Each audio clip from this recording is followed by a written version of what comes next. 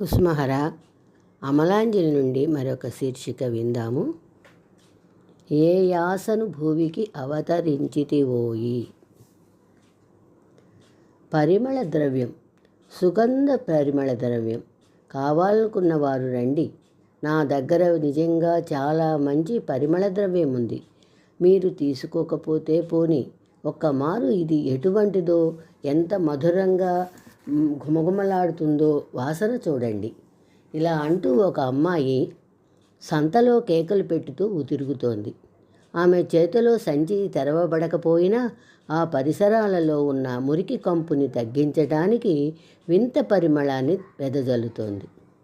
ఆ సంతలో అందమైన దుకాణాలు ఎన్నెన్నో ఉన్నాయి. అన్నీ చాలా చక్కగా అమర్చబడి ఉన్నాయి. ఎక్కడ చూసినా గోల, గందరగోళం, హడావిడిగా ఉంది. షాపుల వారు కొనుగోలు అమ్మకంలో ఉండటంలో ఆ వాతావరణమంతా వింత ధ్వనులతో నిండింది. ప్రతి ఒక్కరూ తమ గోలలో మునిగిపోయారు. కొందరు ఏదో కొని గొప్ప ఘనత్వం అనుభవిస్తున్నారు. ఆ వస్తువులలో ఒక వస్తువు అమ్ముడు పోగానే అదెంత చిన్న వస్తువైనా కానీ అమ్మకం జరిగినందుకు హుషారుగా చూస్తున్నాడు వర్తకుడు. అక్కడ కొద్దిమంది ఇందులో ఉన్న కిటుకును దూరం నుంచే కనిపెట్టుతూ తమలో తామే ఆనందిస్తున్నారు. కష్టాలు సుఖాలు అనబడే వ్యతిరేక దశలను అందిస్తూ ఆ పగలు రాత్రిగా తిరిగిపోయింది. ఇప్పుడు షాపులు మూసివేసే సమయమైంది. ప్రతి దుకాణదారుడు తన షాపును మూసేసి వెళ్ళిపోయాడు. ఈ అమ్మాయి కూడా కనపడినంత దూరం వరకు తిరుగుతూ ఆ పరిమళ ద్రవ్యం కావాలనుకునే వారెవరైనా వస్తారేమోనని కేకలు పెట్టి చివరకు ఆపేసింది. రాత్రి గడిచింది. మళ్ళీ తెల్లవారింది. దుకాణదారులు తమ దుకాణాలను క్రమంగా సర్ది అమర్చుకునేందుకు బయలుదేరారు. ఈ అమ్మాయి తన సంచిని తీసుకుని సంతకు వచ్చింది.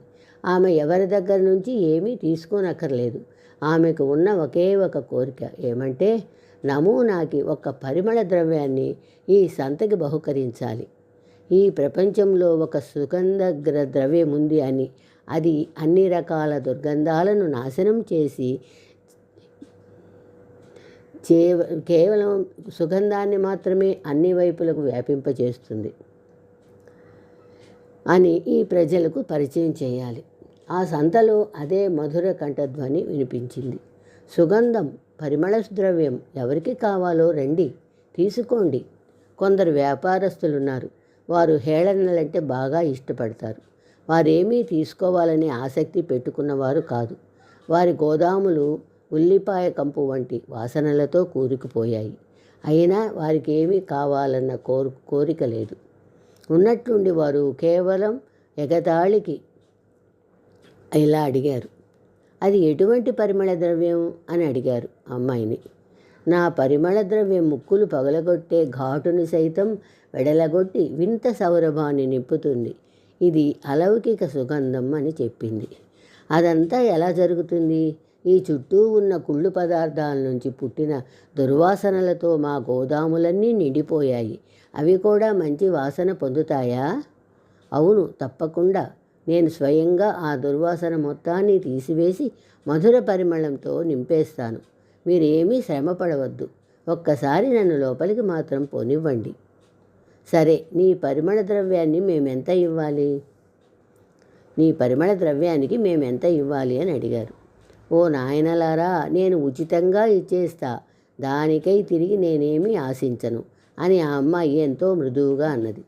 కృత నిశ్చయంతో అలా పైకి చూసింది. ఎంత పెద్ద మందమతి మనిషో!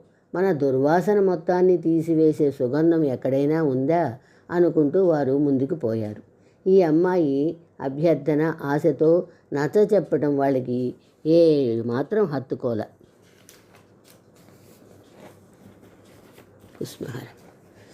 కానీ వాళ్ళు అలా పెడసరంగా వెళ్ళిపోయినందుకు ఈ అమ్మాయి కూడా ఏమీ బాధపడల.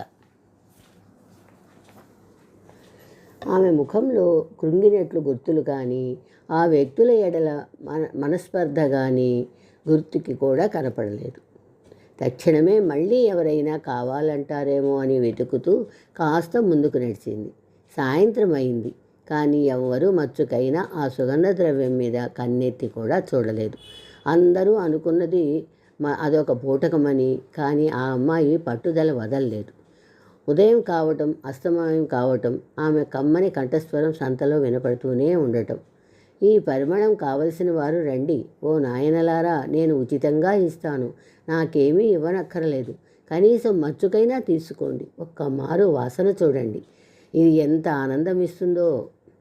కానీ చిత్రం ఏమంటే ఎవ్వరూ ఆమె జోలికి రాలేదు. ఆ పగలంతటి మధ్యలో జరుగుతున్న గజిబిజిలో ఆమె మృదువైన కేకలు ఏ ఒక్కరి చెవికి ఎక్కల. ఆ కేకలు ఎవరి దగ్గర నుంచి ఏ జవాబుని పొందలేకపోయాయి. కానీ ఆమె ఎంత పెద్ద పూనిక పట్టిందో ఎవ్వరూ గుర్తించలేకపోతున్నారు. ఇప్పుడు ఆమె ప్రతి వాకిలి దగ్గర ఓ నాయనలారా, ఈ పరిమళ ద్రవ్యం తీసుకోండి, అసలు ముందు వాసనైనా చూడండి అని చెప్తూ తిరుగుతోంది. కానీ ఏ వాకిలి తెరవబడల. అయినా ఆమె అధైర్యపడకుండా, దిగజారిపోకుండా సంతలో ప్రతిరోజు తిరుగుతోంది. పరిమళం కావాలనుకునే వ్యక్తి ఏ ఒక్కరైనా దొరకకపోయినా వెదపడకుండా చిరునవ్వుతో సాయంత్రానికి వెళ్ళిపోతోంది. ఒకరోజు ఆ అమ్మాయి ఆలోచిస్తోంది, పరిమళం కావాలనుకునే వ్యక్తి ఒక్కడు కూడా ఇంకా దొరకడేమో అని. అప్పుడే ఒక వ్యక్తి వచ్చాడు. ఆమెతో కబుర్లు, ప్రశ్నలు, అంతేగాని కావాలనే ఆశ శూన్యం. మరునాడు కూడా ప్రొద్దుగుంకింది. ఇంకా ఆ సంతకి చాలా దూరంలో పర్వతపు అంచుని తాకుతూ ఒక సెలయేరు ప్రవహిస్తోంది. ఈరోజు ఆ అమ్మాయి ఆ సెలయేటి ఒడ్డున కూర్చుంది. ఆమె పాదాలు నీళ్ళలో మునిగిపోతున్నాయి. ఆమెకు కన్నీరు ప్రవాహమైపోతోంది. ఉన్నట్టుండి లేచింది. నేల మీద నడిచినట్లు నడిచింది. ఎంత దూరం? 2 అడుగులు. అంతలో అలలు అమాంతంగా ఆమెను మింగేశాయి. అంతే, అంతటా స్నిగ్ధ జ్యోతి దూసుకుంటూ వాతావరణమంతా వ్యాపించింది. ఎర్రని ఉదయపు వెలుగులు కూడా ఆ స్నిగ్ధ జ్యోతిలో దాగిపోయాయి. శ్రీ హరప్రభు చెప్తున్నాడు, నేను ఒక ఓడకి నిండుగా రత్నాలు తెచ్చాను, కానీ వాటిని తీసుకునేవారే కనపడటం లేదు. నిజం, మన దౌర్భాగ్యం. మనకి ఉన్న మురికి కూపమే మనకి ఆనందధామం. ఇందులోనే పుట్టుతున్నాం, ఇందులోనే గిట్టుతున్నాం. మరొక ఆనందం ఉన్నదని, ఆ ఆనందానికై కోరిక, దానికోసం ఆశ, ఆరాటం మనకి ఎక్కడుంది? మనకి ఆ ఆనందం ఏమిటో తెలియాలి. తాను స్వయంగా తెలియచేయాలని ఆ అలౌకిక ఆనందము, ప్రేమరత్నాలని మనకి దోసిళ్లతో అందించాలనే గంపెడాసతో శ్రీ హరప్రభువు నేను ఒక పెద్ద ఓడకి నిండుగా రత్నాలు తెచ్చాను అన్నాడు. ఆ రత్నాలన్నింటితో మనల్ని అలంకరించాలనే. అదే పూజ్యులు శ్రీ సీతారామయ్య గారు రాశారు. ఏ యాసను భువికి అవతరించితివోయి అని. కానీ అంతటి ఆశతో ఆ పరిమళ ద్రవ్యం అందివ్వాలని వచ్చిన అమ్మాయి ఏ ఒక్కరైనా కావాలని అడుగుతారా అని ప్రతి ఒక్కరి వైపు చూస్తూ తన ప్రయత్నాన్ని 100కి 100 పాళ్ళు చేసి ఎలా విఫలమైపోయిందో అలాగే శ్రీ హరప్రభువు చెప్తున్నాడు. ఆ రత్నాలని కావాలనుకునేవారే కనపడటం లేదు అని. ప్రభువు శ్రీ వాక్యాన్ని విమల తల్లి వివరిస్తోంది. ఈ రత్నాలు అపార్థివమైనవి, అంటే అలౌకికమైనవి. ప్రపంచంలో పార్థివ రత్నాలకి విలువ ఉంది. కాబట్టి ఈ రత్నాలంటే ఎవరిష్టపడతారు? అనేక జన్మల సుకృతంగాను ప్రభు కృపగాని లేకపోతే ఇటువంటి దైవీ రత్నాలని పొందాలనే కోరిక కూడా కలగదు. ఈ భోగభూమిలో భోగభాగ్యాలని వదిలి ప్రభువునే కోరేవారెవరు? అవును, ఎవరికి కావాలి ప్రభువు? ఈనాడు ప్రభువు ప్రత్యక్షమైనా మనం ప్రభువు నీవే నాకు కావాలి, నీ సేవయే నాకు కావాలి, నీ తోటి ఆనందమే నాకు కావాలి అని కోరం. ఆ భోగభాగ్యాలనే కోరతాం. ఇంకా ఇంకా ఈ మురికి కంపులోనే మునిగి లీనమైపోతాం. ఈ భోగభూమి అని విమల తల్లి చెప్తోంది.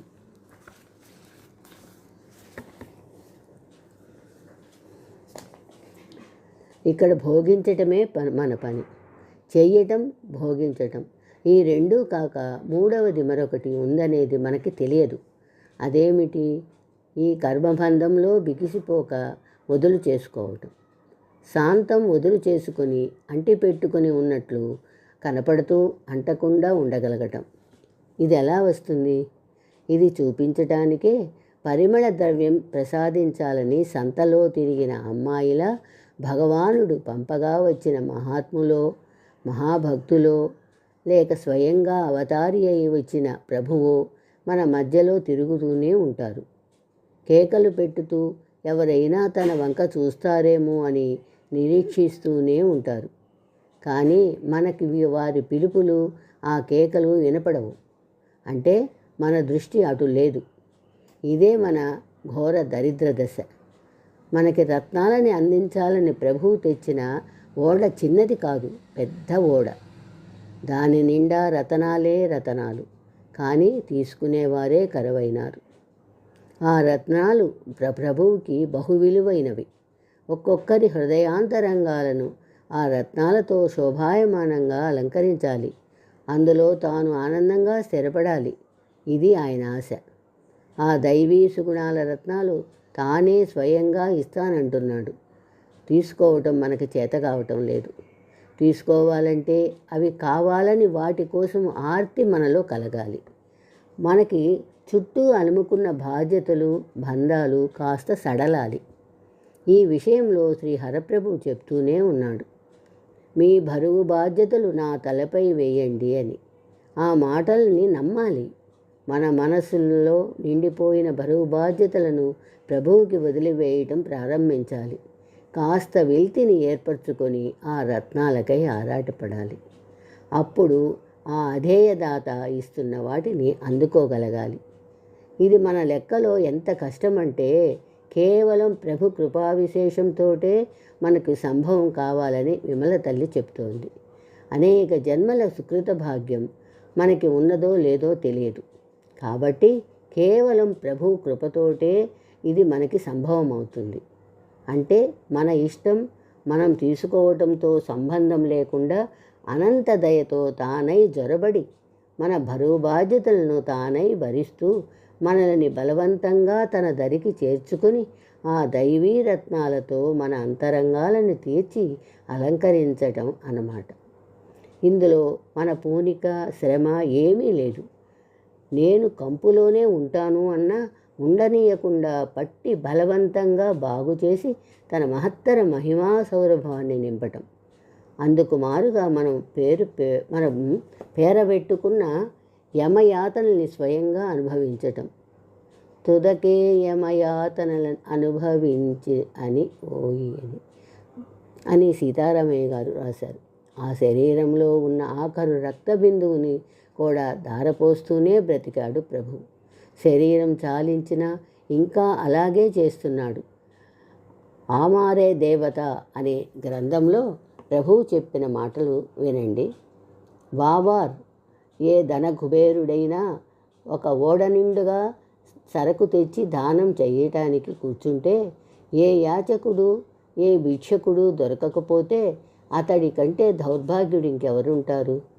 అదేవిధంగా బాబా మిమ్మల్ని పొందలేకపోతే నాకు కూడా అదే దశ పట్టేది. నేడు కృష్ణుని వినిమయం చేసి మిమ్మల్ని పొంది స్వయంగా వందలాది రెట్లు ధన్యత పొందాలనుకుంటున్నాను. మిమ్మల్ని శ్రీకృష్ణ రాజ్యానికి తీసుకుపోతాను. అలా చెయ్యకపోతే ఆయన కేల జరగదు. ఆహా, ఏమెంచి ఈ పతిత జనుల వరించితివోయి అని తలుస్తూ మనం కూడా కాస్త ఊతనివ్వాలి. మనమై తండ్రి నన్ను నీకు నచ్చిన విధంగా తీర్చిదిద్దు అని ప్రార్థించాలి. ఇక లోటేముంది? అమృత భాండంలోకి జొరబడినట్లే మన తండ్రి, మన ప్రభువు తానై జొరబడి మన యమయాతనల్ని అనుభవిస్తూ మనలను పొందటం వల్ల తనకెంతో ధన్యత లభించినట్లు భావిస్తూ మనల్ని ఉద్ధరించి తన రాజ్యంలోకి చేర్చుతున్నాడు. కాబట్టి ఇంక మనం మనస్ఫూర్తిగా పలుకుదాం, ఓ హృదయేశ్వరా, ఈ ధైన్యం చాలింపగదోయి అని ఏడుస్తూ ఆ ప్రభువు పాదాలపై పడి ఆ ప్రభువుని ఒక ప్రాపంచిక సుఖ సాధనంగా కాక అపార్థివ మహత్తరానందదాతగా ప్రాణ సఖునిగా ప్రాణాధికునిగా ప్రేమిస్తూ అర్పణమైపోదాం. సంవత్సరాలు దొర్లిపోతున్నాయి. కొత్త సంవత్సరం రూపంలో సమయం మనకి ఎదురైంది. ఈ కొత్త సంవత్సరంలో ప్రభుని నామస్మరణను తీవ్రం చేసుకుంటూ కేవలం ప్రభుని అనుగ్రహంతో మనలో గల జీవభావాన్ని వదిలించుకుంటూ ప్రభువుకి అర్పణమైపోదాం. ప్రభువు చెప్పిన మాట, అలా చెయ్యకపోతే ఆయన ఖేల జరగదు అని. అంటే ఈ ఖేల ఆయనదే. ఆయన అండతోటే ఆ ప్రభువు అహైతుకీ కృపతోటే ఆయన వరమై ఆ రాజ్యంలోకి పోదాం. ఇలా పోతూ మనకి కనపడ్డ ప్రతి వారిని కూడా ఇటు రండి, ఇది దారి అని కేకలు పెట్టుతూ పోదాం. జై శ్రీ కుసుమహరనాథ్ కి జై.